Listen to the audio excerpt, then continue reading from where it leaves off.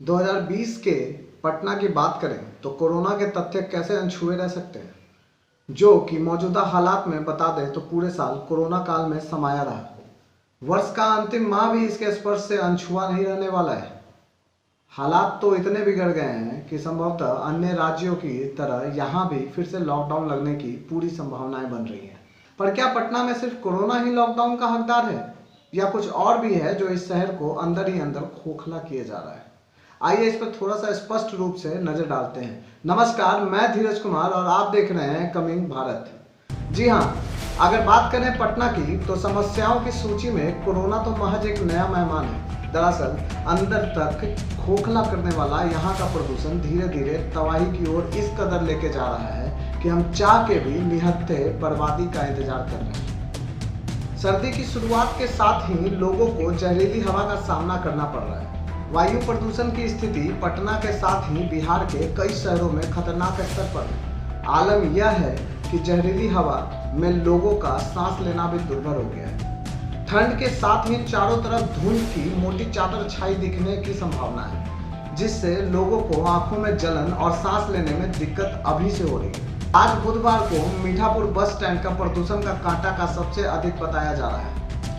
भारत में प्रदूषण के मामले में सबसे पहला जिक्र राजधानी दिल्ली का किया जाता है, मगर बिहार की राजधानी, जो कि 1000 किलोमीटर दिल्ली से दूर, प्रदूषण के अपने ही धुएं में कहीं धुंधलाती सी जा रही है। वायु प्रदूषण इस कदर खतरनाक स्तर पर पहुंच गया है कि पटना ने पॉल्यूशन के मामले में देश की राजधानी दिल्ली को भी पछाड़ दिया है। केंद्रीय प्रदूषण नियंत्रण बोर्ड के द्वारा जारी आंकड़ों में पटना का एयर क्वालिटी इंडेक्स 290 दर्ज किया गया। आपको बता दें कि AQI वायु की गुणवत्ता नापने का पैमाना है। इसमें PM 2.5, PM 10, nitrogen oxide, sulphur dioxide, ozone, carbon monoxide, ammonia और लीड के स्तर को मापा जाता है।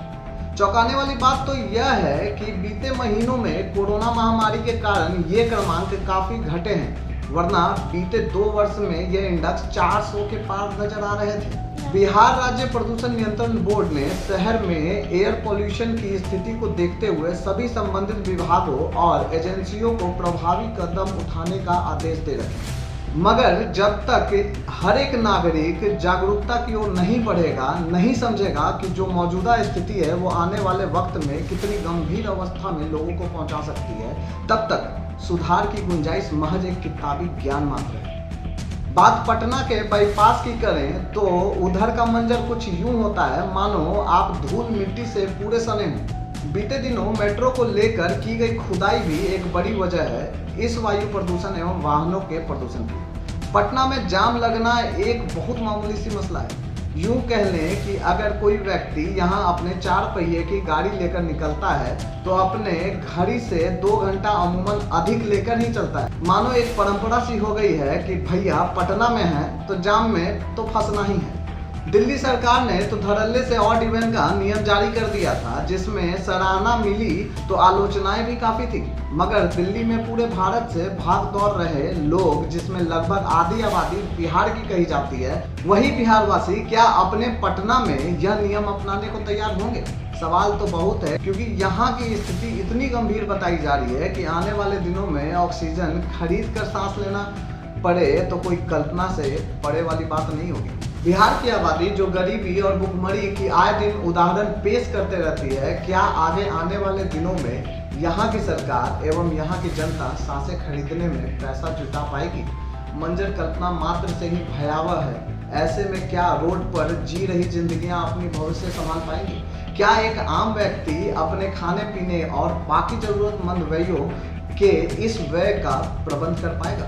अभी एक कोरोना का प्रकोप, जिसमें लोग यह नहीं समझ पा रहे हैं कि उन्हें जुकाम नॉर्मल फ्लू की वजह से हो रहा है या सर दर्द मौसम के कारण है। कहीं कोरोना से तो संक्रमित नहीं हुए हैं, या यहाँ भी प्रदूषण का एक छिपा हुआ गेम प्लानर है, जो कि दबे पांव एक अहम किरदार के रूप में लोगों के फेफड़ों को परेशान कर रहा है। इसकी वजह से लोगों को आंखों में जलन के साथ ही सांस लेने में दिक्कत हो रही है। डॉक्टरों की सलाह माने तो बुजुर्ग, बच्चे और सांस के रोगी जितना हो सके घरों में ही रहें। बाइक पर निकल रहे हो तो चश्मे का प्रयोग जरूर करें, बिना मास्क बाहर ना निकलें। विशेषज्ञों की सुने तो अगर इस पर नियंत्रण नहीं किया गया तो आने वाले दिनों में स्थिति भयावह हो सकती है। हम इस बात को इतनी गंभीरता से नहीं लेते जितना ये अज्ञातपन के हमसे हमारे जीवन की उम्र छीन रहा है। बात करें कोरोना महामारी की तो हम सबसे ये तथ्य छुपा नहीं है कि ये प्राकृतिक आपदा इस कदर पूरे विश्व भर में आ धमका है मानो प्राकृतिक की मार प्रकृति को संतुलित करने के लिए पड़ी हो, जिससे घरों में गाड़ियां बंद रही, लोग महीनों अपना संभव निजी कार्य घर से ही व्यवस्थित करने को विवश हो गए। पर एक चीज ये भी हुई है कि पूरे विश्व भर में AQI यानी कि एयर क्वालिटी इंडेक्स का स्तर काफी सुधरता हुआ नजर आया है। जल की स्वच्छता में सुधार हुआ, भले मास्क में लोग घूम रहे थे पर हवा साफ होती गई। ये सब तथ्यों के अलावा ग्लोबल वार्मिंग के रिस्क इंडेक्स भी घटते नजर आए। ग्लेशियर भी अपने नियमित तापमान से सुदृढ़ हुआ। इस बात से अनदेखी नहीं की जा सकती है कि इकोनॉमी की मार देश और दुनिया को जोरदार पड़ी है, मगर यूं ही हम आंखों पर पट्टी बांधकर बस दिनचर्या बिताते रहे, अपने निजी लक्ष्य को सर्वप्रथम श्रेणी में रखकर प्राकृतिक आपदाओं को आमंत्रित करते रहे, तो आने वाले वक्त में कोरोना से ज्यादा बड़ी दिक्कत कोई अकल्पित बात नहीं होगी।